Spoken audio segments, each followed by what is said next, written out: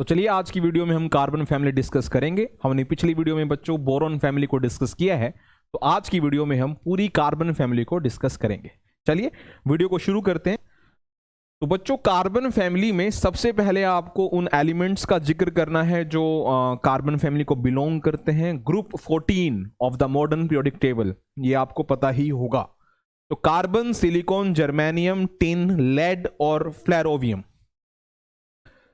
Period 2 से लेकर period 7 तक, जैसे ग्रुप 13 आपने पढ़ा है कि head of the family second period में है और उसका लास्ट एलिमेंट 7th पीरियड में है, सेम इसमें भी वैसा ही है।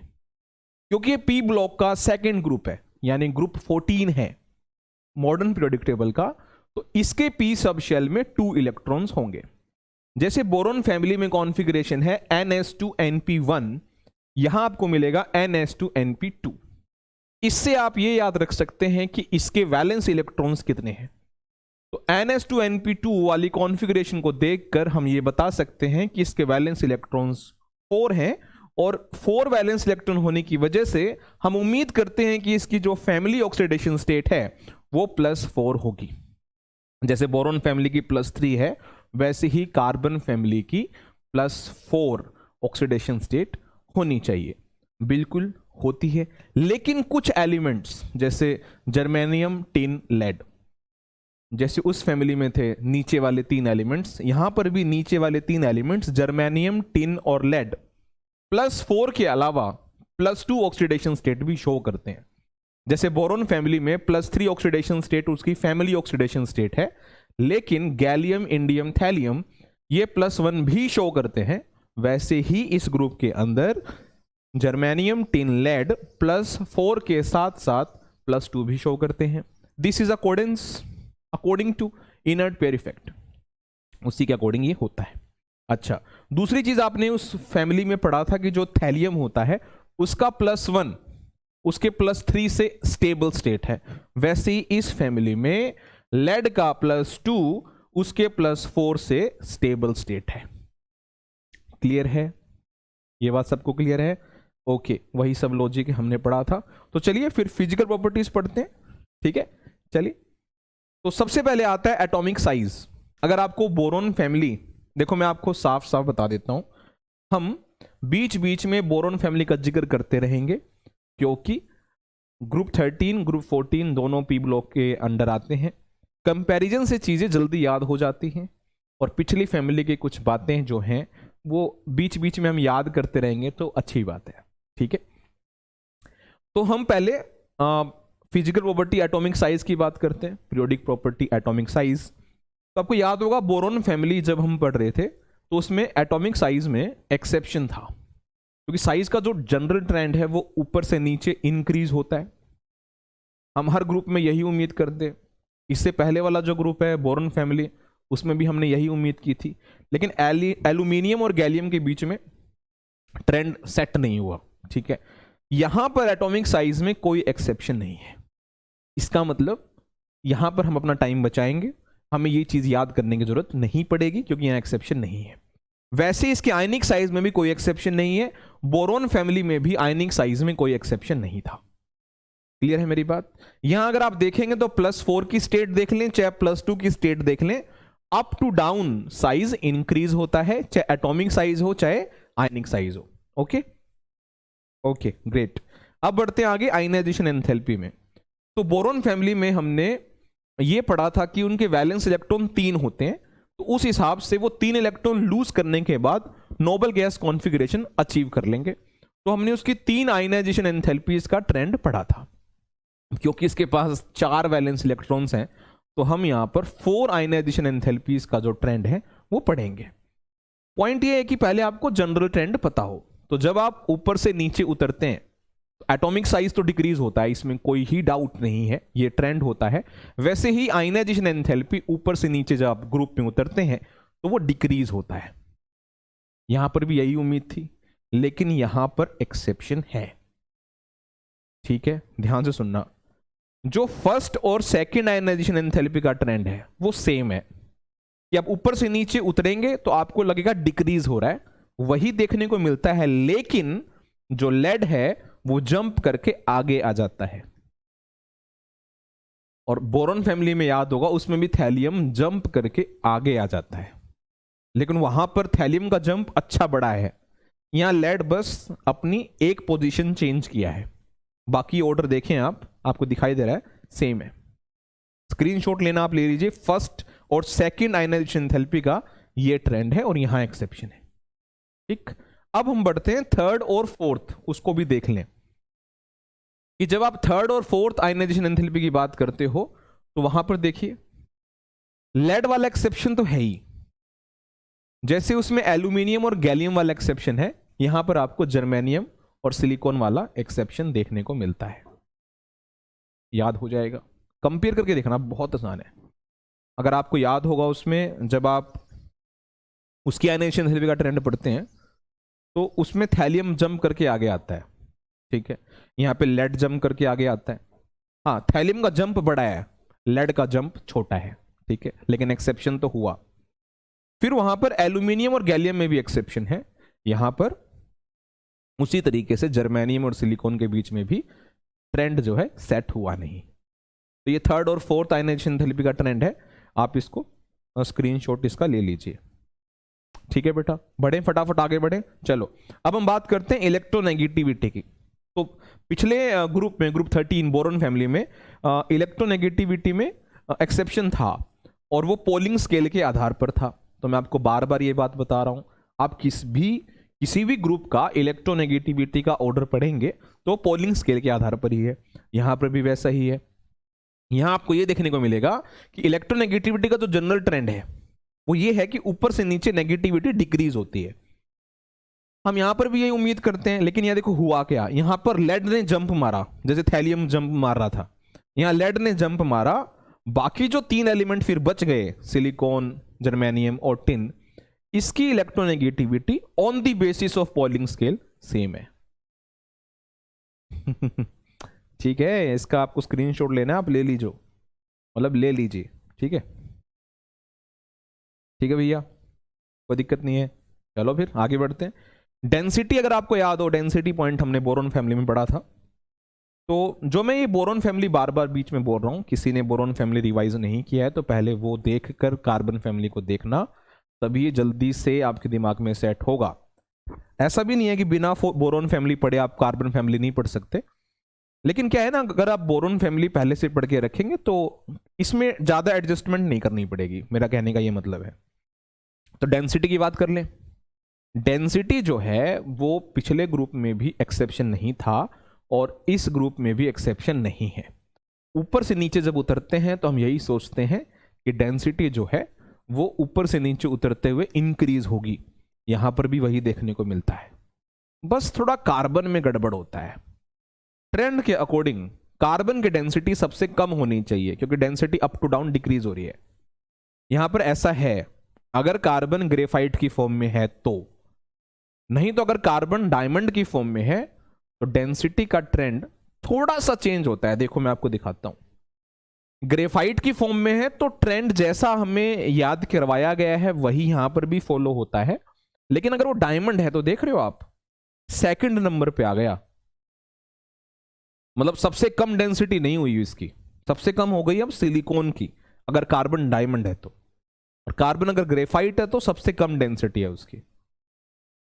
ध्यान से करना बच्चे, ट्रेंड से सवाल आ सकता है, वो चाहे करेक्ट ऑर्डर का आए, चाहे वो मैच करना आए, चाहे वो कोई स्टेटमेंट आए, ठीक है ना। तो थोड़ा इसको ध्यान से करना, जहां एक्सेप्शन है बस वहीं, क्योंकि ट्रेंड तो आपने पढ़ ही रखा है, जनरल ट्रेंड। इसके बाद आते हैं एमपीबीपी में। अगर आपको बोरॉन फैमिली याद होगी तो बोरॉन फैमिली में बॉइलिंग पॉइंट में कोई एक्सेप्शन नहीं था, अप टू डाउन डिक्रीज हो रहा है, यहां पर भी वही हो रहा है। अगर आप बॉइलिंग पॉइंट का ऑर्डर देखोगे तो अप टू डाउन डिक्रीज हो रहा है, वहां मेल्टिंग पॉइंट में एक्सेप्शन था, यहां पर भी मेल्टिंग पॉइंट में एक्सेप्शन है, लेड जंप करके आगे आ गया, ये मेल्टिंग पॉइंट में एक्सेप्शन है, जैसे वहां था यहां पर भी वही है। स्क्रीनशॉट ले लो इसका। इसके ही बराबर में है मेटेलिक करेक्टर। तो जैसे पिछले ग्रुप में पढ़ा है, मेटेलिक करेक्टर ऊपर से नीचे डिक्रीज होता है, ये एक्सपेक्टेड है ट्रेंड के अकॉर्डिंग, यहां पर ट्रेंड फॉलो होता है, कोई एक्सेप्शन नहीं है। ऊपर से नीचे उतरोगे ग्रुप में, ग्रुप 13 हो चाहे ग्रुप 14, मेटेलिक करेक्टर इंक्रीज ही होता है। फिर आप ये याद कर लें कि शुरू के जो 2 एलिमेंट हैं ये नॉन मेटल हैं, आपका जर्मेनियम मेटलोइड है और टिन और लेड आपके मेटल्स हैं। तो शुरू में नॉन मेटल हैं, फिर मेटलोइड है और फिर मेटल्स हैं। मुझे उम्मीद है ये आप कर लेंगे। इसका आप स्क्रीनशॉट लेना चाहें तो ले सकते हैं। फिर आपकी एनसीईआरटी बुक में ये एक टेबल दे रखी है और इसी टेबल के आधार पे हमने अभी ट्रेंड्स पढ़े हैं। Values are not that important, important is कि आपका जो ऑर्डर है, जैसे साइज का क्या ऑर्डर है, आयनाइजेशन एंथैल्पी का क्या ऑर्डर है, इलेक्ट्रोनेगेटिविटी का क्या ऑर्डर है, डेंसिटी का क्या ऑर्डर है, एमपीपीपी का क्या ऑर्डर है, ये सब आपको पता होना चाहिए। ठीक है, कर लेंगे। तो अगर आप रेजिस्टिविटी देखेंगे तो एक पॉइंट है, अगर आप इसको समझें तो ये भी कर सकते हैं कि सिलिकॉन और जर्मेनियम की जो रेजिस्टिविटी है ओम सेंटीमीटर में वो सेम है। रेजिस्टिविटी जो है सिलिकॉन जर्मेनियम की जो है वो सेम सी ही है। ठीक है, कार्बन की रेजिस्टिविटी बहुत ज्यादा है। ठीक है ना, चलो हम आगे बढ़ते हैं, टाइम वेस्ट नहीं करते हैं, यहाँ आगे बढ़ते हैं। अब आते हैं हम केमिकल प्रॉपर्टीज में फटाफट। ठीक है, तो बोरोन फैमिली के साथ इसको रिवाइज कर लेते हैं। जब आप रिएक्शन विद एयर, पहले मुझे सुन लीजिए फिर आप स्क्रीनशॉट ले लेना, मैं एक बार साइड में हो जाऊंगा फिर आप स्क्रीनशॉट ले लेना। अगर आपको याद होगा जब बोरोन फैमिली आप पढ़ते हैं रिएक्शन विद एयर, तो वहां क्या पढ़ते हैं कि बोरोन फैमिली ट्राई ऑक्साइड्स बनाता है, एक चीज। दूसरी चीज, ये जो ट्राई ऑक्साइड्स बनाते हैं उसमें बोरोन कहता है कि मैं अमोर्फस फॉर्म में ऑक्सीजन के साथ रिएक्शन करूंगा, क्रिस्टलाइन फॉर्म में नहीं करूंगा। दूसरी बात, एल्यूमिनियम कहता है कि मैं Al2O3 बनाकर अपर लेयर से फिर और एल्यूमिनियम को रिएक्ट नहीं होने दूंगा, क्योंकि मैं Al2O3 एक प्रोटेक्टिव लेयर हूं, फर्दर एल्यूमिनियम को ऑक्सीडाइज नहीं होने दूंगा, एल्यूमिनियम ये कहता है। और वहां पर एक पॉइंट था कि जो थैलियम था वो कहता है कि मैं मोनो ऑक्साइड अच्छा बनाऊंगा as compare to tri oxide, क्योंकि मैं +1 में बेहतर कंपाउंड बनाता हूं as compare to +3 due to inert pair effect. ये सब बातें हमने की थी। फिर हमने उसके ऑक्साइड्स का नेचर पढ़ा था कि कौन एसिडिक है, कौन बेसिक है, कौन एम्फोटेरिक है, इस तरह करके। यहां पर भी हम वही बातें कर लेते हैं। अब कार्बन फैमिली की बात करते हैं। कार्बन फैमिली जो है वो 2 तरह के मेन ऑक्साइड्स बनाती है, एक मोनोऑक्साइड और एक डाइऑक्साइड। जैसे सबने सुना हुआ है CO और CO2, वैसे ये पूरी फैमिली 2 तरह के ऑक्साइड्स बनाती है, मोनोऑक्साइड और डाइऑक्साइड, पहली बात। दूसरी बात, कार्बन सबसे ज्यादा ऑक्साइड्स बनाता है, क्योंकि कार्बन और ऑक्सीजन अपनी अपनी फैमिली के हेड है, ये आपस में p-pi बॉन्ड बनाते हैं। कार्बन के अलावा बाकी जो नीचे वाले मेंबर्स हैं उनके पास एम्प्टी d ऑर्बिटल्स भी हैं, तो वो d-pi बॉन्ड बनाते हैं ऑक्सीजन के साथ। अब ऑक्सीजन p-pi बॉन्ड अच्छा बनाता है, क्योंकि सब जानते हैं सिमिलर ऑर्बिटल्स के बीच में ओवरलैपिंग अच्छी होती है as compare to different orbitals. मेरी बात समझ गए? तो कार्बन बहुत सारे ऑक्साइड्स बनाता है, जैसे वो आपको CO बना के देगा, CO2 बना के देगा, जो पूरी फैमिली बनाती है मोनोऑक्साइड डाइऑक्साइड, C3O2 बनाकर देगा, C5O2 बनाकर देगा, C12O9 बना के देगा। क्योंकि कार्बन बनाता है, जैसे मैंने बोला, ऑक्सीजन के साथ p-pi bond, whereas other members of the carbon family tend to form d-pi bond with oxygen, which is not stronger than p-pi bond। ठीक है, ये बात खत्म हो गई। दूसरी मेरी एक अहम बात सुन लो, इनके अलावा कार्बन का कोई भी ऑक्साइड क्वेश्चन में मेंशन्ड हुआ तो वो स्टेबल नहीं है। ऐसा क्वेश्चन एक बार पूछा गया है 4 कार्बन के ऑक्साइड देकर कि कौन सा ऑक्साइड स्टेबल नहीं है। इनके अलावा अगर आपको कोई ऑक्साइड दिखाई देता है तो वो स्टेबल नहीं है। यही है कार्बन के स्टेबल ऑक्साइड्स। पहली बात खत्म, क्लियर। दूसरी बात, सिलिकॉन बनाता है 2 ऑक्साइड, मोनोऑक्साइड और डाइऑक्साइड। तो SiO स्टेबल तभी होता है जब हाई टेम्परेचर होता है। दूसरी बात। तीसरी बात, जो लेड होता है वो PbO2 मोनोऑक्साइड और डाइऑक्साइड बनाता है, और इन दोनों को मिक्स करके मिक्स्ड ऑक्साइड भी बनाता है। Pb3O4 is a mixed oxide. वो PbO PbO2 मिलाकर Pb3O4 बनाता है। जैसे एक सवाल पूछा था कि Pb3O4 में PbO और PbO2 रेशियोज में कितना है, मतलब PbO बाय कॉम्पोजिशन कितना है और PbO2 बाय कॉम्पोजिशन कितना है टू मेक Pb3O4। तो सबको दिख रहा है Pb 3 करने हैं, तो इन दोनों में से कोई एक जना 2 बार आएगा। अगर इसको 2 बार ले लिया तो ये O4 हो जाएगा, फिर एक O ये O5 हो जाएगा, जबकि O यहां 4 है। तो PbO 2 पार्ट्स, PbO2 1 पार्ट, ये दोनों मिलाकर Pb3O4 बनता है। अब तुमने ऑक्सीडेशन नंबर Pb3O4 में Pb का निकाला ही होगा, पैराडॉक्स का केस है ये, तो तुमने उसमें देखा ही होगा कि 2 PbO होते हैं और एक PbO2 होता है, इनको मिलाकर Pb3O4 बनता है। ठीक है बेटा, PbO का स्पेशल नाम भी है, अगर आप याद कर सकें तो बढ़िया है, करना पड़ेगा आपको। पर नाम आप देखें, PbO को आप लिथार्ज रेड या मैसिकोट येलो भी बोलते हैं, मतलब लिथार्ज रेड कलर का होता है और जो मैसिकोट फॉर्म होती है वो येलो कलर का होता है। PbO इसका मतलब आपको 2 कलर्स में मिलता है। स्क्रीनशॉट ले लेना आप इसका, ठीक है, कोई दिक्कत नहीं है।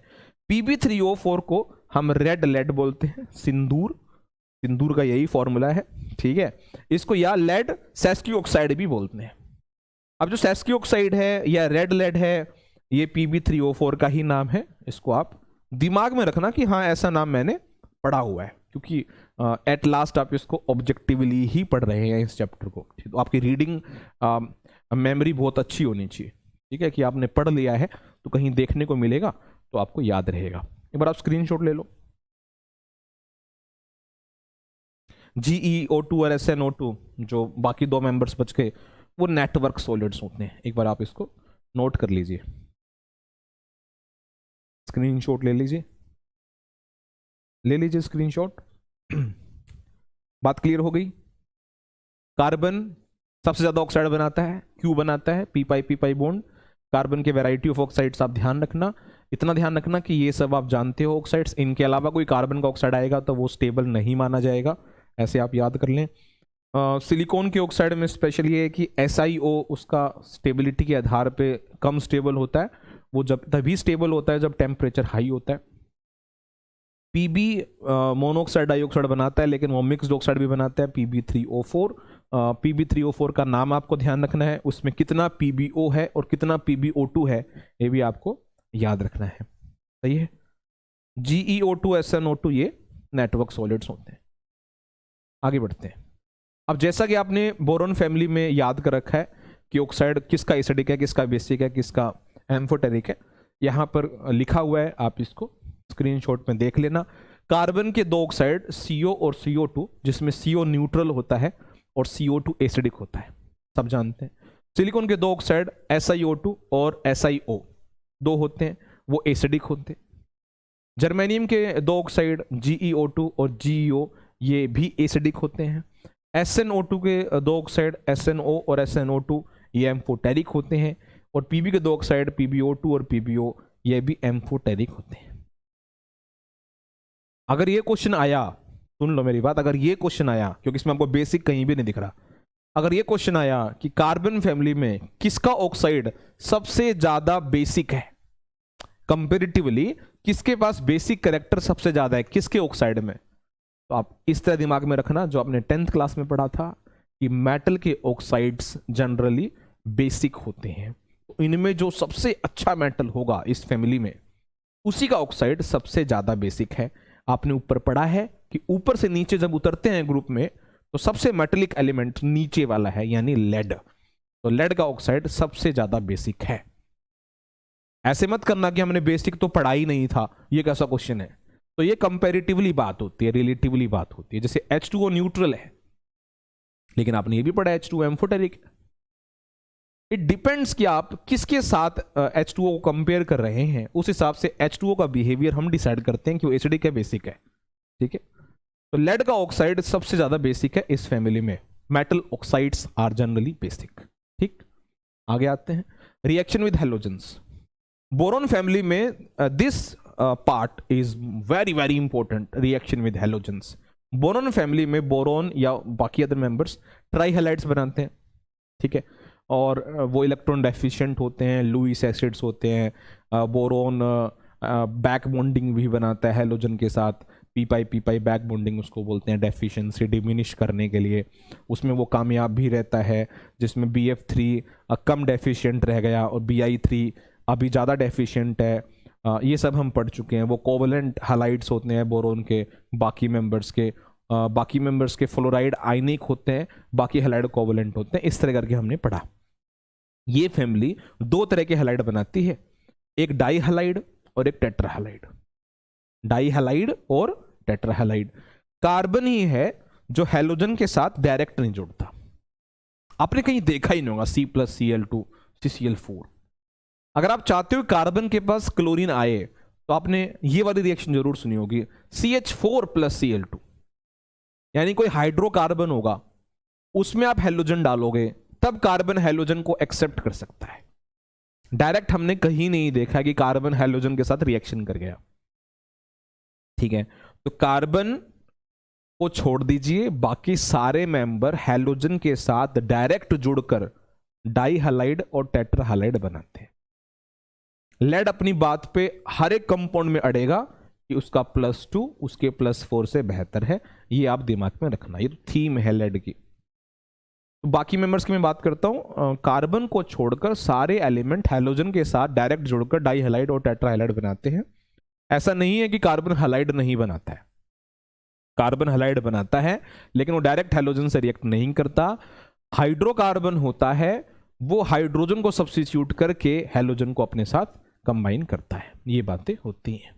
ठीक, अच्छा, दूसरी बात है कि जो लेड का हैलाइड है डाई हैलाइड, और उसका जो ऑक्साइड है मोनोऑक्साइड, वो ज्यादा स्टेबल है उसके टेट्रा हैलाइड और डाई ऑक्साइड से। मैंने बोला ना कि Pb का +2 Pb के +4 से अच्छा है।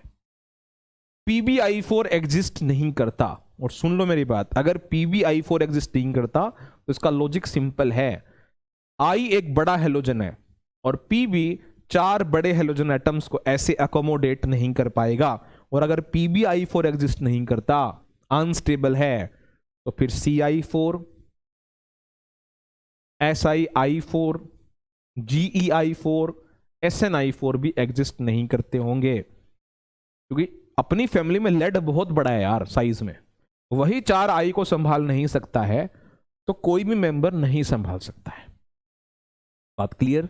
पूछे जाने पर याद आ जाएगा, कहीं लिखा हुआ है, यस ये तो मैंने पढ़ रखा है। ठीक, अच्छा, most of these halides are covalent. पिछली फैमिली की तरह इसके भी हैलाइड्स जनरली कोवलेंट ही होते हैं, बस SnF4 और PbF4 ही आयनिक होता है। फ्लोराइड्स इनके आयनिक हैं, इसी तरह से आप याद कर लो। ये हम पढ़ चुके हैं कि इनका जो क्लोराइड है वो हाइड्रोलाइज करना आसान है, जैसे हमने पढ़ा था diagonal relationship between boron and silicon. SiCl4 BCl3 hydrolysis होने पर एसिड बनाते हैं। BCl3 हाइड्रोलिसिस पर बोरिक एसिड बना रहा था और SiCl4 हाइड्रोलिसिस पर सिलिकिक एसिड बना रहा था, SiOH4। ठीक है, तो वो हम अब आपको एग्जाम्पल से समझाते हैं, ध्यान से देखना। जैसे मैंने एग्जांपल लिया है कि CCl4 को छोड़ दो, बाकी सारे क्लोराइड आसानी से हाइड्रोलाइज हो जाते हैं। जैसे एग्जांपल सिलिकॉन का है, सिलिकॉन के पास 4 Cl मैंने जोड़े क्योंकि उसकी वैलेंसी 4 होती है। फिर हमने ये देखा कि सिलिकॉन का D खाली है, तो उसने पानी के लोन पेयर यानी O के लोन पेयर को अपने एम्प्टी D ऑर्बिटल में एक्सेप्ट करवाया और ये कोऑर्डिनेट बॉन्ड बना O और सिलिकॉन के बीच में। फिर ये इंटरमीडिएट होता है, पानी का H और इसका Cl बाहर निकल गया और हमने देखा कि Cl फाइनली हटकर OH आ गया। इस तरह ये रिएक्शन चलती रहेगी जब तक चारों Cl नहीं हट जाते और हमारा बन जाता है SiOH4, जिसे सिलिकिक एसिड कहते हैं। एक बार चेक करो यार, ये मतलब आप इस रिएक्शन से ये लॉजिक बनाओ कि पिछली फैमिली इलेक्ट्रॉन डेफिशिएंट कंपाउंड बनाती थी, हैलाइड्स, जब हम बात कर रहे थे। इस फैमिली में अगर आप नोटिस कर रहे हो, सिलिकॉन से चलो नीचे की तरफ, सिलिकॉन, जर्मेनियम, टिन, लेड, इनका D खाली है, तो ये अपने एम्प्टी D में पानी के लोन पेयर को एक्सेप्ट कर सकते हैं। तो ये भी लुईस एसिड की तरह बिहेव कर रहे हैं, इसमें कोई डाउट नहीं है। ऐसा मत कह देना कि SiCl4 लुईस एसिड नहीं है, ये पानी का लोन पेयर SiCl4 अपने सिलिकॉन अपने एम्प्टी डी ऑर्बिटल में एक्सेप्ट कर रहा है, इसका मतलब साफ है ये लुईस एसिड की तरह काम करता है। और SiCl4 फाइनली SiOH4 में कन्वर्ट हो गया है, उसी को सिलिकिक एसिड बोलते हैं। ठीक है, हो जाएगा मेरे हिसाब से, कोई दिक्कत नहीं। आगे आते हैं रिएक्शन विद वाटर। तो SN को छोड़कर कोई भी एलिमेंट पानी से रिएक्शन नहीं करता, और SN भी मजबूर है, वो पानी की स्टीम वाली जो फॉर्म होती है, स्टीम H2O गैसियस, उसके साथ ही रिएक्शन करता है। कोई भी मेंबर कार्बन फैमिली का पानी के साथ रिएक्शन नहीं करता, स्टीम करता है स्टीम के साथ और ऑक्साइड बनाता है।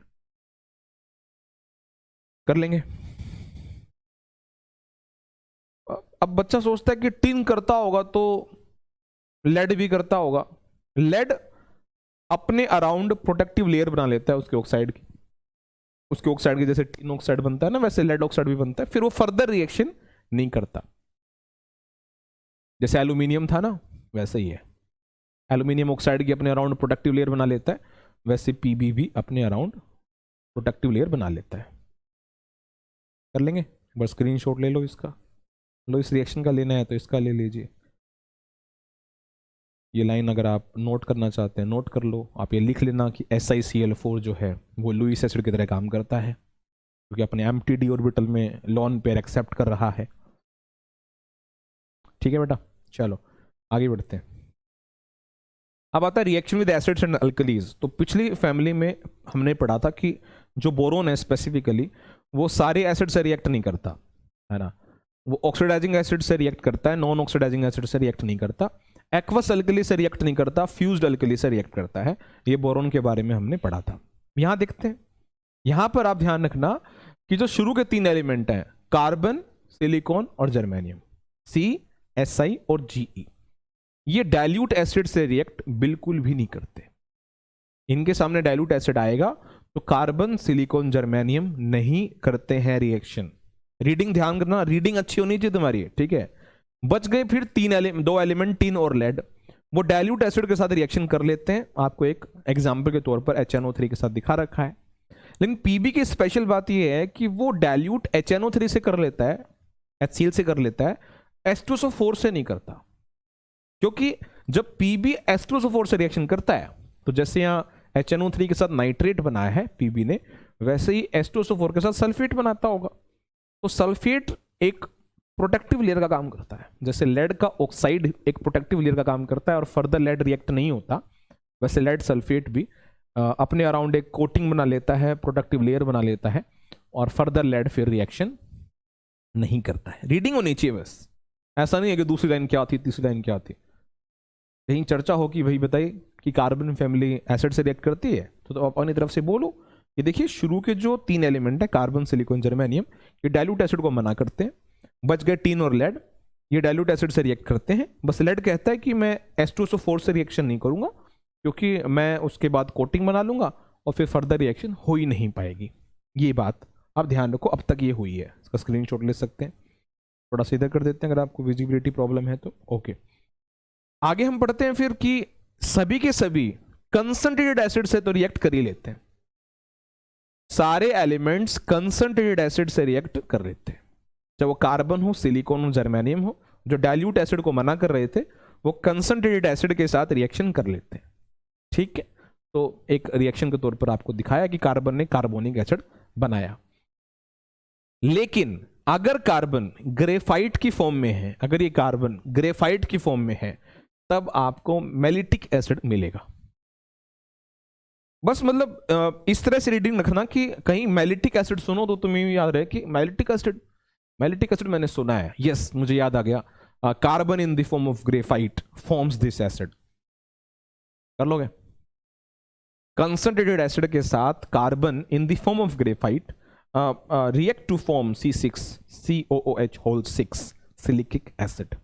ओके, अच्छा जो लेड है वो जैसे H2SO4 को मना करता है डाइल्यूट फॉर्म में, कंसंट्रेटेड फॉर्म में वो HCl को मना करता है। वो कहता है कि देखिए मैं कंसंट्रेटेड HCl की रिएक्शन नहीं करूंगा, क्योंकि वही क्लोराइड की कोटिंग बना लूंगा और फिर फर्दर रिएक्शन नहीं होगी। इसमें ज्यादा नहीं घुसना कि कंसंट्रेटेड के साथ नहीं करता सर HCl, तो फिर डाइल्यूट HCl के साथ भी नहीं करता होगा। इसको इतना डीप में नहीं ले जाना, इसको बस इतना समझना है कि आपके सामने ये स्टेटमेंट्स आएंगी तो आपने ये ट्रू है कि फॉल्स है, इस तरह की रीडिंग करनी है कि कहीं पेपर में लिखा हुआ दिखेगा, ऑप्शंस में दिखेगा तो यस मैंने इसको सही पढ़ा है, ये वाली लाइन पढ़ी है, अरे ये वाली लाइन तो मैंने पढ़ी नहीं है, ये गलत स्टेटमेंट है। ये इस तरह की रीडिंग तुम्हारी बेटर होनी चाहिए। इसको ज़्यादा इसमें डिस्टर्बेंस नहीं लेनी है, ज़्यादा डिस्टर्ब नहीं होना है, ज़्यादा दिमाग भी नहीं लगाना है, ठीक है। इनऑर्गेनिक है बेटा, डायरेक्ट सवाल होंगे, आपने पढ़ रखा होगा तो आपको आता होगा, नहीं पढ़ रखा होगा तो नहीं ही आता होगा, ठीक है। ओके, तो इसमें लेड की बात कर रखी है और ये बता रखा है कि लेड अगर पाउडर्ड फॉर्म में ले लोगे तो वो अच्छे रिएक्शन करता है। देखो तो आप याद कर लो कि अगर लेड पाउडर फॉर्म में तो क्लोराइड बनाता है, फिर वो क्लोराइड फर्दर HCl के साथ रिएक्शन करके एक कॉम्प्लेक्स बनाता है, इसका नाम है क्लोरोप्लम्बस एसिड। याद कर लो यार इस कॉम्प्लेक्स को, chloroplumbous acid which is soluble complex, ठीक है।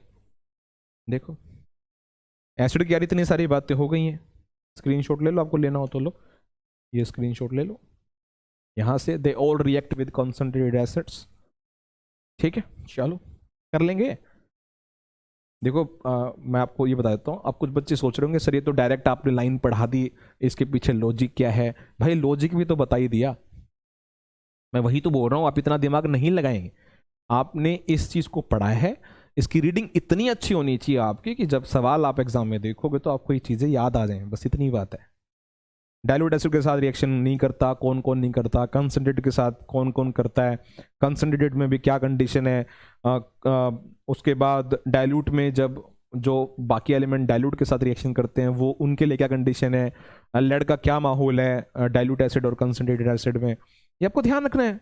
एक बार आपने पढ़ लिया, लेड की पाउडर फॉर्म में रिएक्शन बेहतर है क्या है, तो क्या रिएक्शन है, उस कॉम्प्लेक्स का क्या नाम है, ये सब आपको पता होना चाहिए। मैलिटिक एसिड पढ़ा था क्या, ये सब चीजें, ठीक है। आगे आते हैं, अब आती है अल्कली की बात। कार्बन की रिएक्शन अल्कली से नहीं होती, अगर आप देख पा रहे हैं carbon is unaffected bye alkalis, बाकी एलिमेंट्स रिएक्शन कर लेते हैं अल्कली के साथ, कोल्ड के साथ थोड़ा धीरे करते हैं, और अगर हॉट अल्कली है तो रैपिडली रिएक्शन करते हैं। ये वाली रिएक्शन तो आपने सिलिकॉन की देखी ही हुई है, ठीक है। सिलिकॉन और जर्मेनियम की एक जैसी रिएक्शन है, सिलिकेट जर्मेट बनता है, ठीक है, और टिन और लेड की एक जैसी रिएक्शन है, स्टैनेट प्लम्बेट बनता है, ठीक है। यहां इस कॉम्प्लेक्स के बहाने तुम्हें यह भी चीज दिख रही होगी कि इनका हाईएस्ट कोऑर्डिनेशन नंबर 6 तक जा रहा है, ठीक है ना, ये 6 तक ऑक्टाहेड्रल कॉम्प्लेक्स बना पा रहे हैं। जैसे एल्यूमिनियम और further heavier members octahedral complex बना लेते हैं, ये भी बना लेते हैं। सिलिकॉन और जर्मेनियम की एक जैसी रिएक्शन है, ठीक है, और टिन और लेड की अल्कली के साथ एक जैसी रिएक्शन है। कार्बन अल्कली से रिएक्शन करता ही नहीं है, सही है। चलो आगे बढ़े, आगे आ जाओ। अब बात करते हैं हाइड्रोजन के साथ रिएक्शन की। तो तुम्हें याद होगा हमने बोरोन फैमिली में पढ़ा था कि बोरोन सबसे ज्यादा हाइड्राइड्स बनाता है, और पॉलीमेरिक हाइड्राइड्स होते हैं वो दो आपने पढ़े थे मेन, जो थे BnHN+4 और BnHN+6, जिसका एक एग्जांपल आपने B2S6 डाइबोरेन के नाम पे पढ़ा था। एल्यूमिनियम भी नंबर ऑफ हाइड्राइड्स बनाता है, और आपने ये पढ़ा था कि गैलियम के साथ वो एनायनिक हाइड्राइड भी बनाता है, एनायनिक हाइड्राइड, ठीक है। हाइड्राइड रिड्यूसिंग एजेंट, उनका करेक्टर रिड्यूसिंग होता है, ये सब आपने पीछे पढ़ लिया है। यहां भी देख लो, कार्बन के बारे में तो सब जानते हैं, कार्बन हाइड्रोजन के साथ वैरायटी ऑफ कंपाउंड बनाता है, जिसे आप हाइड्रोकार्बन के नाम से जानते हैं, अल्केन, अल्कीन, अल्काइन, अरीन, तो ये सब आपने नाम सुन रखे होंगे, ठीक है। सिलिकॉन बनाता है, जैसे अल्केन का फॉर्मूला होता है, सिलीन वैसा ही होता है, SiNH2n+2। वैसे जर्मेनियम भी जर्मेन बनाता है, GeNH2n+2। अच्छा, जो टिन होता है वो स्टैनिन बनाता है, और वो दो ही मेन स्टैनिन होते हैं, SnH4 और SN2H6, ठीक। वैसे लेड हाइड्राइड बनाता है, लेकिन वो अनस्टेबल होता है, PbH4, प्लम्बेन अनस्टेबल है, Pb+2 में बेहतर होता है। इस तरह से आप हाइड्राइड याद कर सकते हैं। कौन कौन से हाइड्राइड बना रहा है, कौन हाइड्राइड अनस्टेबल बना रहा है, ये आपको पता होना चाहिए, रीडिंग इतनी अच्छी होनी चाहिए। तो स्क्रीनशॉट ले लीजिए।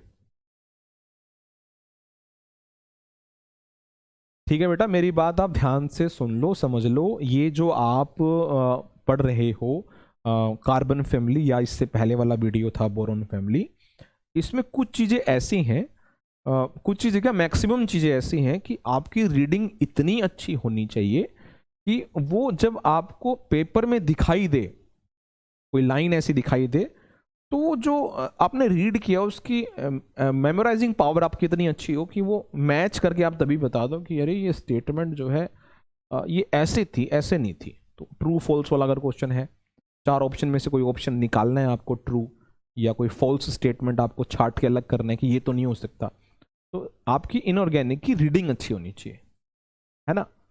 तो एट लास्ट ये है कि आपको कुछ चीजें रटनी है। और कुछ बच्चों को ये रहता है कि भाई हम रट क्यों रहे हैं, मैं रटने में विश्वास नहीं रखता सर। तो बेटा ऐसा है, कुछ चीजें अगर लर्न करने की हैं तो आपको लर्न करनी पड़ेंगी। वहां पे आपके विचार नहीं चलेंगे कि मैं ऐसे नहीं करता वैसे करता हूं। अब आप अभी लाइफ स्किल्स के बारे में मत सोचो, आप अभी ये सोचो कि मेरे को एक एग्जाम देना है, उस एग्जाम के लिए ये चीजें जरूरी हैं, वो चीजें आपको याद करके चलनी है। अगर आपको एग्जाम नहीं देना है तो आपकी बातें जायज हैं कि मैं रटता नहीं हूं, मैं ये चीजें नहीं करूंगा, मैं क्रैम नहीं करता, फिर अलग बातें हैं। अगर आपको सिलेक्शन लेना है, एग्जाम में अच्छा परफॉर्म करना है, तो जो चीजें लर्न करने की हैं वो आपको लर्न करनी पड़ेंगी। आपका दिमाग बिल्कुल क्लियर रखो, भूसा मत भरो उसमें, ठीक है ना। चलो आगे बढ़ते हैं।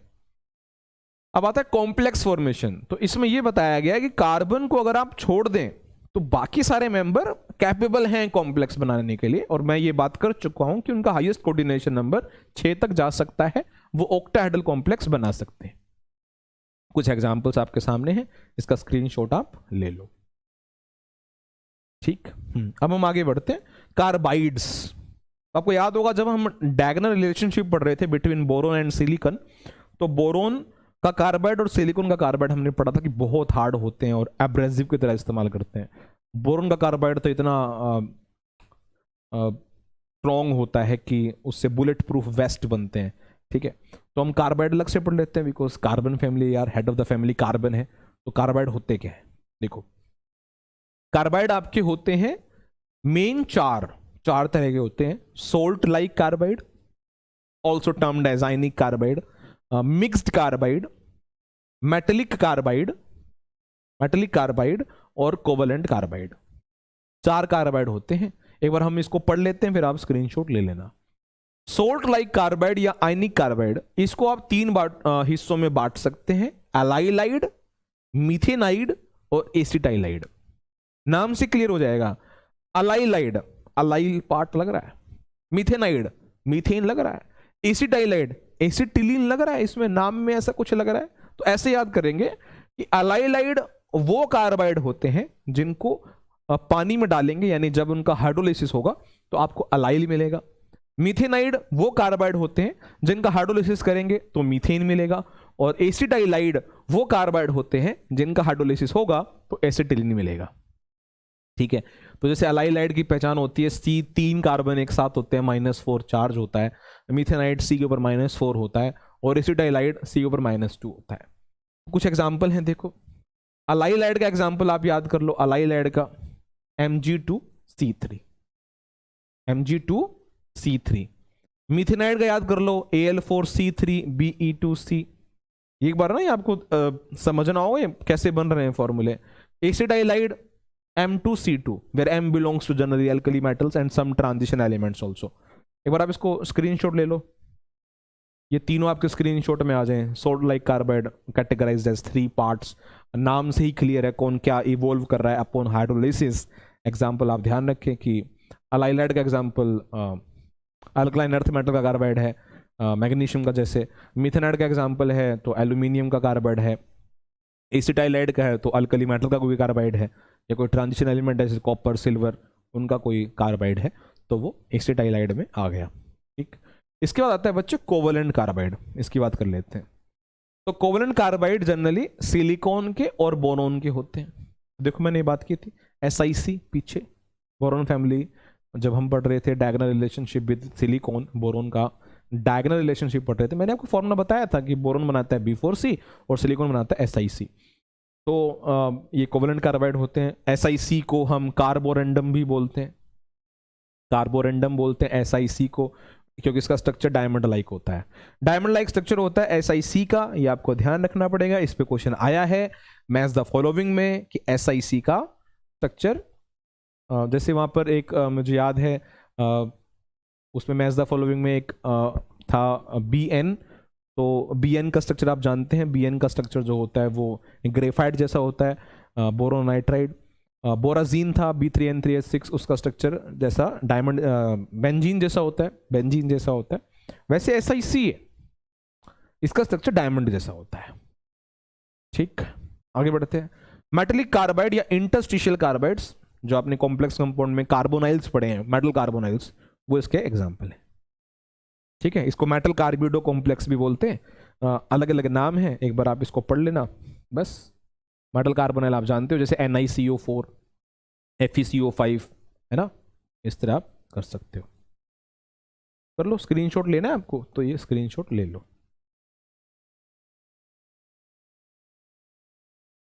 ठीक है, फिर अपना आता है एक मिक्स्ड कार्बाइड। एक बार मिक्स्ड कार्बाइड भी देख लेते हैं। मिक्स्ड कार्बाइड होता है जिसके अंदर कार्बाइड्स का मिक्सचर होता है, ट्रांजिशन और इनर ट्रांजिशन एलिमेंट्स के कार्बाइड का जिसमें मिक्सचर है, उसे मिक्स्ड कार्बाइड बोलते हैं। तो कुछ एग्जांपल आपके सामने, ये तो अलग ही पहचान आ जाएंगे, चार ऑप्शंस आप देखोगे मिक्स्ड कार्बाइड तो आपको अलग से ही दिख जाएंगे, और ये तो मिक्स्ड कार्बाइड का एग्जांपल है। इसकी टेंशन नहीं है, इसलिए मैंने इसको कोई लास्ट में दिखाया अभी, इसकी टेंशन नहीं है, ये नाम से क्लियर हो जाएंगे। एग्जाम्पल आप एक एक तो दिमाग में रखना ही, ठीक है।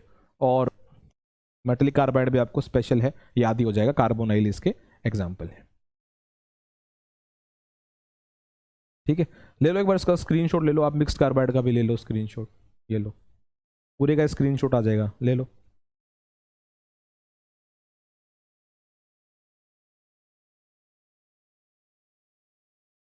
ठीक, चलो आगे बढ़ते हैं।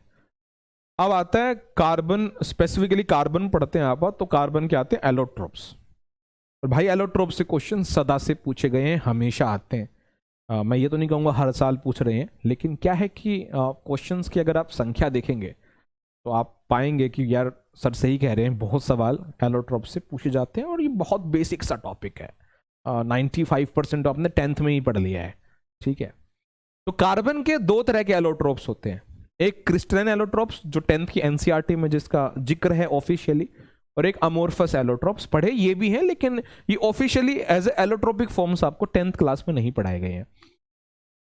तो ध्यान रखना कि आप जब एलोट्रोप्स ऑफ कार्बन पढ़ेंगे तो कार्बन के दो एलोट्रोप्स होते हैं, क्रिस्टलाइन और अमोर्फस। डायमंड सुना है आपने, ग्रेफाइट सुना है, ये कार्बन के क्रिस्टलाइन एलोट्रोप्स हैं। आपने कॉक सुना है, चारकोल सुना है, ये कार्बन ब्लैक सुना है जिसे लैंप ब्लैक भी बोलते हैं। तो ये कार्बन के एलोट्रोपिक फॉर्म्स अमोर्फस वाले हैं। फिर फुलिरीन नाम का एक एलोट्रोप कार्बन का लेटर ऑन डिस्कवर हुआ, बहुत बाद में डिस्कवर हुआ, तो उसे क्रिस्टलाइन वाली कैटेगरी में एड अप किया गया। ठीक है, ध्यान रखना इनमें सबसे लेटेस्ट जो डिस्कवर हुआ है वो फुलिरीन है। ठीक, इसके बारे में अभी बात करते हैं।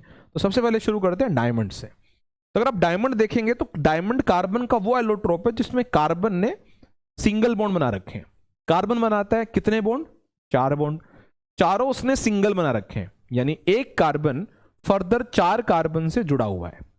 और जब एक कार्बन चारों सिंगल बॉन्ड बना रहा होगा तो वो टेट्राहेड्रल सिमेट्री में जुड़ा हुआ है। यानी डायमंड अगर आप देखोगे तो आपको बहुत सारे टेट्राहेड्रल स्ट्रक्चर मिलेंगे, जिसे हम कंबाइन करके बोलते हैं कि भाई डायमंड तो नेटवर्क स्ट्रक्चर बनाता है, और ये बहुत हार्ड होता है। ठीक है, सिंगल बॉन्ड होने के बावजूद डायमंड हार्डेस्ट सब्सटेंस में काउंट होता है। देख लीजिए आप, ये ताकत होती है सिंगल बॉन्ड की, अगर उसको सही तरीके से अरेंज किया गया है। तो इसमें आप देखेंगे शुरू वाले 4 एलिमेंट देखो आप, 1 2 3 4 स्टार्टिंग में अगर आपको दिखाई दे रहे हैं तो टेट्राहेड्रल ही है सारा, ये ऊपर नीचे ऐसे रिपीट होता है, बहुत बड़ा स्ट्रक्चर होता है। तो इसमें कार्बन sp3 हाइब्रिडाइज्ड है, क्योंकि टेट्राहेड्रल है ना बेटा, तो sp3 है, चारों सिग्मा बॉन्ड है। अच्छा, बॉन्ड लेंथ आप याद कर लेना कि कार्बन कार्बन का जो बॉन्ड लेंथ है वो 154 पिकोमीटर है। सिंगल जो सिग्मा बॉन्ड है कार्बन कार्बन का वो 154 पिकोमीटर है। ठीक है, सिंगल बॉन्ड 154 पिकोमीटर का है, ये सब बातें हम कर चुके हैं। कार्बन डायमंड की फॉर्म में उसकी डेंसिटी ज़्यादा होती है, ग्रेफाइट की फॉर्म में कम होती है, ये ऊपर हमने जिक्र किया था। तो 3.5 के आसपास इसकी डेंसिटी बताई जाती है डायमंड की। Bond length 154 picometer, density 3.5। Carbon की हाइब्रिडाइजेशन आपको याद रहेगी, सबको पता है डायमंड में कार्बन सिंगल बॉन्ड बनाता है तो sp3 हाइब्रिडाइजेशन में ये, इसमें कोई प्रॉब्लम नहीं है। आगे बढ़े तो स्क्रीनशॉट ले सकते हो, ले लो। चलो आगे बढ़ते हैं। स्ट्रक्चर ऑफ ग्रेफाइट, तो ग्रेफाइट का जो स्ट्रक्चर है वो आप देखेंगे तो ग्रेफाइट में आपको हेक्सागोनल एरेज दिखती हैं, हेक्सागोनल रेज दिखती हैं, सॉरी हेक्सागोनल रिंग्स दिखती हैं, एरेज की फॉर्म में प्रेजेंट होती हैं, एक के बाद एक अरेंज्ड होती हैं। तो इसमें एक कार्बन अगर आप देखेंगे तो 3 कार्बन से जुड़ा होता है। अब तुम कहोगे सर एक कार्बन 4 बॉन्ड बनाता है, तो 3 कार्बन के साथ जुड़कर अपनी वैलेंसी कैसे बनाता होगा? तो कार्बन sp2 में है ना बेटा, ग्रेफाइट में कार्बन sp2 हाइब्रिडाइजेशन में है, ट्रायंगुलर शेप होती है sp2, तो आपको उस शेप में वो मिलता है। ठीक है, तो बहुत सारे ट्रायंगल ऐसे बने हैं, तो आपको अगर आप देखेंगे तो बहुत सारे ट्रायंगल आपको दिखाई देंगे ऐसे। ठीक है, तो ये हेक्सागन बन जाता है। ठीक है, और वो डायमंड से वीक होता है। इसमें जो बॉन्ड लेंथ है अगर आप देखोगे तो इसका जो बॉन्ड लेंथ है वो 142 पिकोमीटर होता है, नैनोमीटर में यहाँ लिखा हुआ है 0.14, और पिकोमीटर में 142 है, और ये 154 है, 154। ठीक, डबल बॉन्ड होता है ना बेटा, एक जगह डबल होता है, तभी तो कार्बन sp2 में होता है। एक कार्बन 3 कार्बन से कैसे अपनी वैलेंसी पूरी कर सकता है, सोच लो, 2 के साथ सिंगल, एक के साथ डबल। अच्छा, और ये स्लिपरी नेचर का होता है, सब आप जानते हैं। डेंसिटी इसकी कम होती है 2.27, और डायमंड की ज्यादा होती है 3.5। ठीक, okay. Thermodynamically graphite is more stable. आप जब थर्मोडायनेमिक्स आपने पढ़ी होगी तो उसमें केमिकल काइनेटिक्स, सॉरी, तो आपने उसमें ये पढ़ा होगा कि थर्मोडायनेमिक्स में एक कमी ये है कि वो रिएक्शन की फिजिबिलिटी तो बताता है, पॉसिबिलिटी बताता है रिएक्शन होगी कि नहीं होगी, लेकिन वो काइनेटिक्स को नहीं बताता है कि स्पीड का क्या है, क्या रहेगा, रिएक्शन की स्पीड स्लो रहेगी कि फास्ट रहेगी। थर्मोडायनेमिक्स इसमें कैपेबल नहीं है, तो उसमें एग्जांपल डायमंड और ग्रेफाइट का ही बताया जाता है। ऐसे बताते हैं कि अगर आप ग्रेफाइट ले रखे हो और उसको डायमंड में कन्वर्ट करना है, तो it is thermodynamically possible, but it takes too much time to be converted. तो रेट भी देखा जाता है ना बेटा, तो रेट के भी मायने हैं। चलो ये चीज़ें इग्नोर करो, आप इस चीज़ पर ध्यान रखना। थर्मोडायनेमिकली अगर आप देखोगे तो graphite is much more stable. ठीक, आगे आते हैं स्ट्रक्चर ऑफ फुलिरीन। फुलिरीन आपको बहुत फॉर्म में मिलता है, C32, C50, C60, C70, and out of them C84, C60 is much most important. ठीक है, C60 I must say most important, however C70 is also important form. तो C60 से ज्यादा सवाल है, मतलब C60 से क्वेश्चन ज्यादा है, C70 से तो ध्यान में भी नहीं आ रहा है कि C70 से कभी सवाल भी पूछा है। C60 से सवाल पूछा है कि C60 में 20 हेक्सागन है, 12 पेंटागन है। 4 ऑप्शन दे रखे थे, आपको बताना था सही ऑप्शन कौन सा है, कि C60 में कितने हेक्सागन है और कितने पेंटागन है। C60 में 20 हेक्सागन है, 12 पेंटागन है, और बॉन्ड लेंथ इसका 138 से 145 के बीच में होता है। डायमंड में 154, ग्रेफाइट में 142, और इसमें ये रेंज होती है। C70 में 25 हेक्सागन होते हैं, इसमें 20, इसमें 25, और पेंटागन सेम होते हैं। ठीक है, बॉन्ड लेंथ 139 154 पिकोमीटर की रेंज होती है C70 में। इनका जो स्ट्रक्चर होता है वो फुटबॉल लाइक होता है, सॉकर लाइक होता है, इसलिए इनको बकी बॉल्स भी बोलते हैं। ठीक है, तो इनको बकी बॉल्स भी बोलते हैं। बकमिंस्टर फुलिरीन पूरा नाम होता है, व्यक्तिगत नाम के ऊपर नाम दिया गया, बकमिंस्टर नाम अटैच करते हैं कभी कभी फुलिरीन के साथ, तो वो ज़्यादा इंपॉर्टेंट नहीं है। इतना ध्यान रखना कि इसका जो शेप होता है वो फुटबॉल लाइक होता है। डायमंड का टेट्राहेड्रल नेटवर्क स्ट्रक्चर होता है, ग्रेफाइट का हेक्सागोनल एरे उसमें होती हैं उसके स्ट्रक्चर में। और कार्बन में डायमंड में एक कार्बन 4 कार्बन से सिंगल बॉन्ड से जुड़ा होता है, ग्रेफाइट में एक कार्बन 3 कार्बन से जुड़ा होता है, और फुलिरीन में भी एक कार्बन 3 ही कार्बन से जुड़ा होता है। यानी ग्रेफाइट में कार्बन, डायमंड में जो कार्बन है वो sp3 हाइब्रिडाइज्ड है, और ग्रेफाइट और फुलिरीन में कार्बन sp2 हाइब्रिडाइज्ड है। ये तो आपको पता ही है। अब हम बात करते हैं उसके अमोर्फस फॉर्म की, कि देखते हैं कि उसकी जो अमोर्फस फॉर्म है उसमें किन किन एलोट्रोप्स का जिक्र होता है। तो एक होता है उसमें कोक, जो कोक होता है वो ग्रेइश ब्लैक हार्ड सॉलिड होता है, और उसको बनाने के लिए आपको कोल का डिस्ट्रक्टिव डिस्टिलेशन करना होता है। कोल का डिस्ट्रक्टिव डिस्टिलेशन करके आप कोक बनाते हैं, और ये हार्ड ग्रेइश ब्लैक सॉलिड होता है। जानते हैं आप कि कोक जो है वो as a famous reducing agents में काउंट होता है, कार्बन और कार्बन मोनोऑक्साइड सी और CO, और जो सी होता है उसमें वो कोक की फॉर्म में होता है, जो हम as a reducing agent metallurgy में इस्तेमाल करते हैं। ठीक है, ये फ्यूल की तरह इस्तेमाल होता है बॉयलर्स में, इंजन्स में। ठीक है, और वो मैंने बता ही दिया। बस एक रीडिंग लेनी है, इसमें इतना कुछ खास नहीं होता अमोर्फस तो। ठीक है, चारकोल जो होता है वो इसकी तरह हार्ड तो नहीं होता, कोक की तरह सॉफ्ट होता है, लेकिन ब्लैक होता है, ये भी ब्लैक सॉलिड ही होता है, हाईली पोरस इन नेचर। और आपको ये 3 मेन वैरायटी में मिलता है, would charcoal, animal charcoal and sugar charcoal. तो चारकोल की एक फॉर्म जो वुड चारकोल है वो आपको ऑब्वियसली वुड से मिलती है, एनिमल चारकोल एनिमल से मिलता है, शुगर चारकोल शुगर से मिलता है। कैसे मिलता है?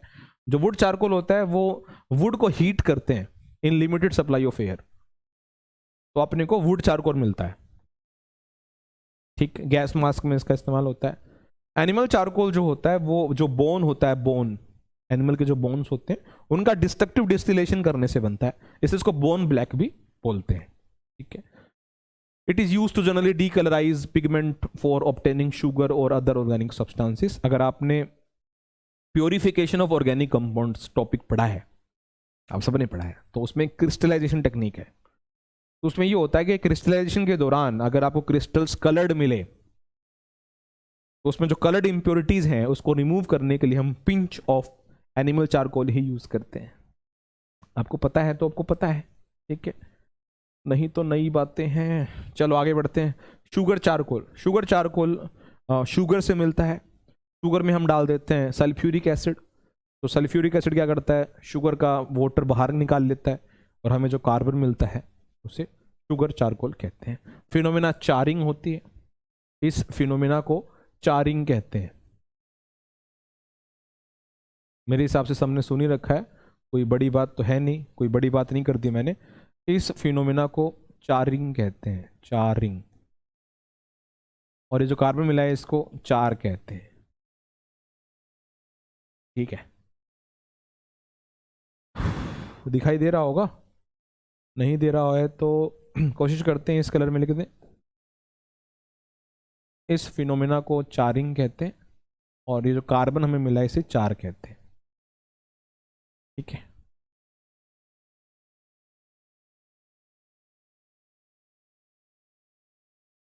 ठीक है बेटा।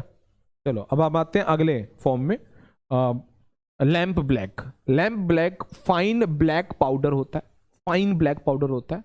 और कुछ ऑयल्स होते हैं जैसे कैरोसिन, पेट्रोलियम, नेचुरल गैस, इनको एयर की लिमिटेड सप्लाई में जब बर्न करते हैं तब आपको ये मिलता है कार्बन ब्लैक। ठीक है, पेंट्स में इस्तेमाल होता है, टायर्स में इस्तेमाल होता है, शू पॉलिश में इस्तेमाल होता है।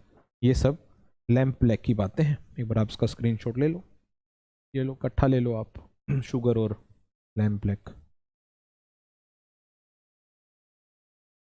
रीडिंग मतलब मैं फिर यही बोल रहा हूँ कि यहाँ पर क्वेश्चंस वही कर पाएगा, इन क्वेश्चंस को एग्जाम में अगर आया कोई क्वेश्चन कार्बन फैमिली से, वो वही बच्चा कर पाएगा जिसकी रीडिंग अच्छी रही है, मतलब कार्बन फैमिली के, without taking out in between की क्या ही फ़ायदा है, मैं क्रैम क्यों कर रहा हूँ, मैं रट क्यों रहा हूँ।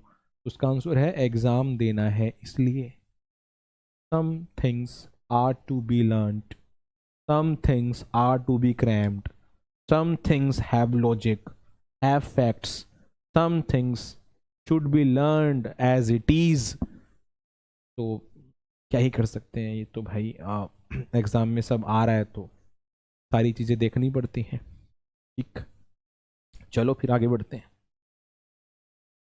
कार्बन के बारे में कुछ बातें हैं कि कार्बन जो होता है वो कैटिनेशन प्रॉपर्टी शो करता है। सबको पता है catenation property self linking property होता है। कार्बन बड़ी बड़ी चेन बनाता है, वो इसलिए बनाता है कि कार्बन कार्बन का बॉन्ड बहुत स्ट्रॉन्ग होता है। फिर सिलिकॉन का होता है, फिर जर्मेनियम का होता है, फिर टिन का होता है, फिर लेड का होता है। इस तरह से आप ध्यान रखना, catenation property atom atom bond पे ही डिपेंड करती है। खुद के साथ अगर मजबूत बॉन्ड बनाया है तो लंबी चेन बन सकती है, खुद के साथ अगर कमजोर बॉन्ड बनाया है तो लंबी चेन नहीं बन सकती है। ये पॉइंट है।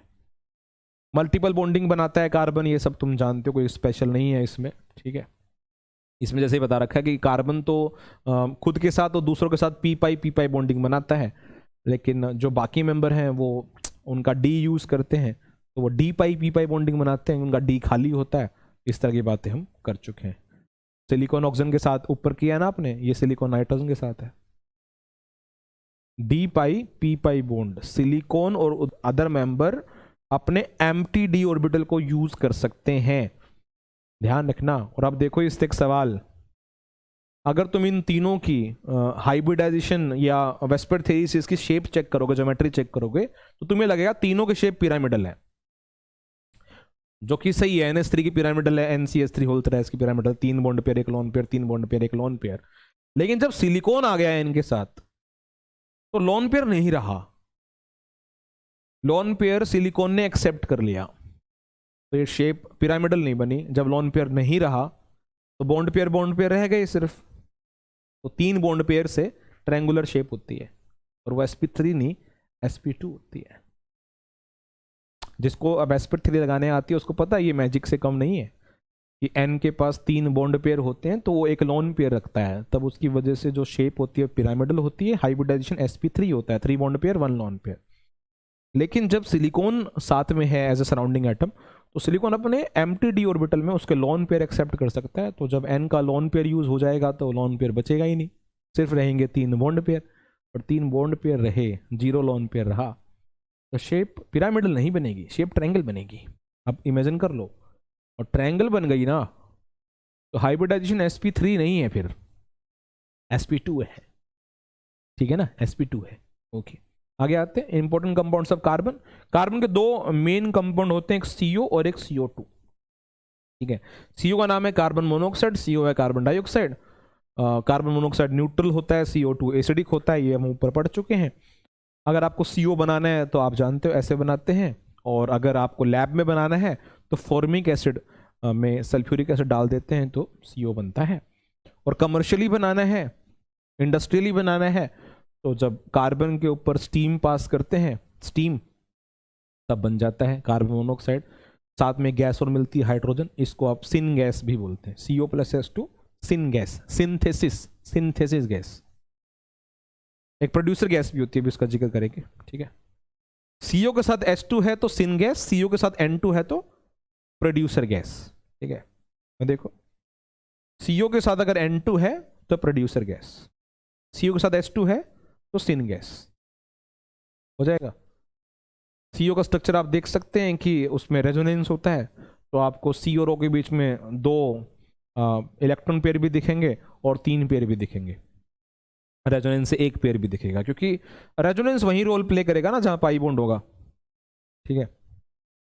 सिर्फ सिग्मा बॉन्ड जो रखता होगा वहां रेजोनेंस नहीं होता है, क्योंकि रेजोनेंस में जो होता है वो लोन पेयर या तो एटम के ऊपर हो, वो डीलोकलाइज होता है, या उसके पास पाई बॉन्ड हो, ठीक है ना। लोन पेयर ना हो और सिग्मा बॉन्ड ही हो सिर्फ, तो वहां रेजोनेंस नहीं होता, आप सब जानते हैं। अभी लीनियर होता तो लीनियर ही रहेगा बाकी सारे रेजोनेटिक स्ट्रक्चर्स में, शेप डिस्टोर्ट नहीं होती रेजोनेंस में, यू नो दैट, ये ध्यान रखना, ठीक है। प्रॉपर्टीज में आपको बता चुका हूं, ये न्यूट्रल गैस होती है लेकिन इसका नेचर टॉक्सिक होता है, और CO का और बर्निंग करोगे तो CO2 आपको मिल ही जाएगा, कोई खास बात नहीं थी। CO की रिएक्शन Cl2 से अगर आपने करवा दी तो फोस्जीन मिलेगा। फोस्जीन एक पॉइजनस गैस है जो क्लोरोफॉर्म के ऑक्सीडेशन से भी मिलता है, आपने इसको हैलोल्केन्स में पढ़ा होगा, इस गैस को जरूर देखा होगा, फोस्जीन, जहां आपने क्लोरोफॉर्म पढ़ा है, पॉलीहेलोजन कंपाउंड्स, है ना। इसका स्क्रीनशॉट ले लो, लो पहले इसका स्क्रीनशॉट ले लो। ये सिन गैस कब है, पहले ये लो, लेबोरेटरी प्रिपरेशन, इसका स्क्रीनशॉट लो, कमर्शियली स्क्रीनशॉट में आ गया। प्रोड्यूसर क्या होता है, प्रोड्यूसर गैस, इसका स्क्रीनशॉट लो, स्ट्रक्चर देखो कैसा दिखता है, स्क्रीनशॉट लो। प्रॉपर्टीज मैंने बताई थी, इसका स्क्रीनशॉट ले लो, इसको आप जानते ही हो, COCl2 क्लोरोफॉर्म के ऑक्सीडेशन से भी मिलता है। फोस्जीन अ टॉक्सिक गैस, ठीक। CO का यूज़, CO का यूज़ आप जानते हैं, CO का जो यूज़ है वो एक इंडस्ट्रियल फ्यूल होता है, वाटर गैस प्रोड्यूसर गैस के नाम से आप इसको जानते हैं। CO+H2 वाटर गैस या syn gas, CO+N2 producer gas, reducing agent है मेटलर्जी में, ठीक है। तो ये आप पढ़ चुके हैं। कुछ एग्जाम्पल हैं जैसे मैथनॉल, आपने 10th क्लास में, सॉरी 10th क्लास में कह रहा हूँ, 12th क्लास में अभी आपने पढ़ा होगा। पॉलीहेलोजन कंपाउंड्स, नहीं पॉलीहेलोजन कंपाउंड कह रहा हूँ मैं कह रहा हूँ कमर्शियली प्रोड्यूस्ड एल्कोहल्स। तो उसमें पहला अल्कोहल है, अगर आपने पढ़ा हो, वुड स्पिरिट के नाम से, मेथनॉल CH3OH, वो CO से बनता है, destructive distillation of would, if you know. तो वहां एनसीईआरटी में एक रिएक्शन है, CO+H2 gives CH3OH in the presence of zinc oxide and chromium oxide. ये आपके एनसीईआरटी में रिएक्शन है, प्रिपरेशन ऑफ वुड स्पिरिट या मेथनॉल। स्क्रीनशॉट लो। चलो आगे बढ़े, CO2 की बात करते हैं। CO2 जो है वो कार्बन डाइऑक्साइड, इसको बनाना है तो सिंपल रिएक्शन है, लैब में कार्बोनेट ले लो और उसमें एसिड गिरा दो। देखो ऐसा है, मैं आपको बता देता हूँ कि सारी रिएक्शन तो आपको एग्जाम में लिखनी नहीं, ऑब्जेक्टिव टाइप पेपर है, तो रिएक्शन आपको लिख कर ही देगा, आपको पहचानना है कि भाई इसमें CO2 मिलेगा कि नहीं मिलेगा। तो ये रिएक्शन तो यार डबल डिस्प्लेसमेंट की है, सब जानते हैं, कैल्शियम की जगह हाइड्रोजन, हाइड्रोजन की जगह कैल्शियम। तो इस रिएक्शन में कोई दिक्कत नहीं है, आपने 10th में पढ़ रखी है, ठीक है। या ये रिएक्शन आपने पढ़ी होगी 10th में, जब आप एथेनॉल बनाते हैं कमर्शियली, एथेनॉल 10th क्लास में reaction, how ethanol is produced commercially. तो वहाँ पर 2 स्टेप में हमने एथेनॉल बनाया था। पहला स्टेप था कि सुक्रोज लो, उसका हाइड्रोलिसिस करो, ग्लूकोज मिलेगा, फ्रुक्टोज मिलेगा, फिर ग्लूकोज का आप कर दो फर्मेंटेशन तो एल्कोहल मिलेगा। तो देखो वही वाला स्टेप है, ग्लूकोज का fermentation in the presence of enzyme जाइमेज। और पहले स्टेप में जो एंजाइम यूज होता था वो इनवर्टेज, आई होप आपको पता होगा, ठीक है। ऐसे मिलता है, ये आप जानते ही हो। ये इसके रेजोनेटिक स्ट्रक्चर्स हैं, रेजोनेटिक स्ट्रक्चर हैं, 2 लोन पेयर इधर हैं, 2 इधर हैं, एक बार ये यूज हो जाएगा, एक बार ये यूज हो जाएगा। तो सिंपल है, एसिडिक नेचर होता है, CO न्यूट्रल होता है, ये एसिडिक होता है। वो टॉक्सिक है, ये नहीं है, टॉक्सिक नहीं है। CO2 हार्मफुल है, एक्सेस में हार्मफुल है, टॉक्सिक नहीं है, ठीक है। एसिडिक नेचर होता है, आपको रिएक्शन से साफ दिख रहा है। और ध्यान रखना, पानी में जब CO2 जाएगा तो H2CO3 बनाएगा, और H2CO3 पानी में अपने टुकड़े कर लेगा, H+ और HCO3-, और HCO3- भी अपने टुकड़े कर लेगा। यानी आपको ये जो लाइन लिखी हुई है शायद आपको समझ में आ जाएगी कि CO2 जब पानी में जाएगा तो आपको CO2 तो है ही, H2CO3 भी मिलेगा, H2CO3 डिकम्पोज होकर डिसोसिएट होकर HCO3- देगा, HCO3- भी टूट कर आपको CO3-2 देगा। तो ये आयंस हैं, बहुत नॉर्मल है। मैं थोड़ा तेज चल गया, यहाँ तेज बोल गया हूँ क्योंकि बहुत नॉर्मल है, ठीक है। और ब्लड हमारा बफर होता है, हमने पढ़ा हुआ है इक्विलिब्रियम में कि ब्लड इज अ बफर। तो उसको बफर बनाने का जो कारण है वो यही है कि हमारे ब्लड में ऑक्सीजन के साथ CO2 भी है, और CO2 ब्लड में होता है तो वो हमारा pH मेंटेन रखता है। ये सब यहाँ लिखा हुआ है, ठीक। आगे बढ़े, चलो आगे बढ़ते हैं। रिएक्शन विद अल्कली, तो भाई अल्कली के साथ ये कार्बोनेट्स बनाते हैं। सिंपल है, अगर NaOH में CO2 डालोगे तो Na2CO3 ही मिलेगा, KOH में CO2 डालोगे तो K2CO3 ही मिलेगा। लाइम वाटर के साथ आप जानते ही हो CO2 का वो टेस्ट भी है कि CO2 अगर लाइम वाटर मिला तो लाइम वाटर को मिल्की कर देगा, और अगर CO2 एक्सेस में हुआ तो फिर कलरलेस भी कर देगा, ट्रांसपेरेंट भी कर देगा।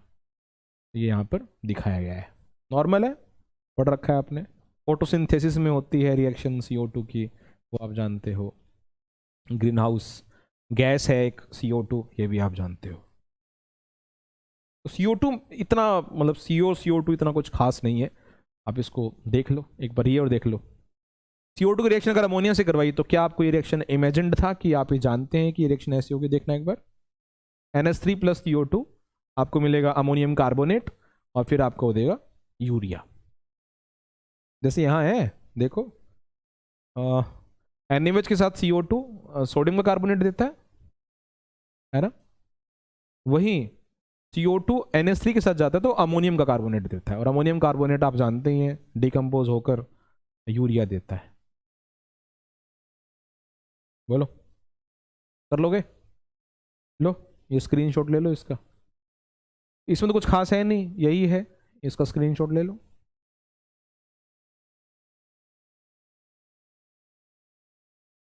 ले लीजिए एक बार स्क्रीनशॉट ले लीजिए।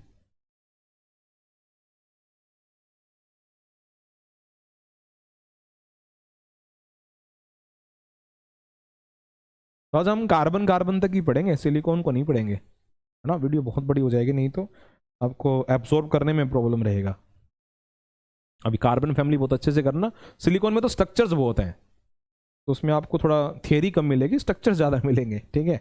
तो और भी आसान है, अगर आप ऑब्जेक्टिवली देख रहे हो तो जिस भी टॉपिक में स्ट्रक्चर्स हैं वो टॉपिक थोड़ा सा आसान हो जाता है ऑब्जेक्टिव पेपर के हिसाब से। सब्जेक्टिव में तो चलो सारा ड्रॉ करना पड़ जाता है, ऑब्जेक्टिव के हिसाब से जहाँ पर स्ट्रक्चरल पार्ट है वो थोड़ा सा आसान रहता है। लो भाई, यूजेस भी नोट कर लो।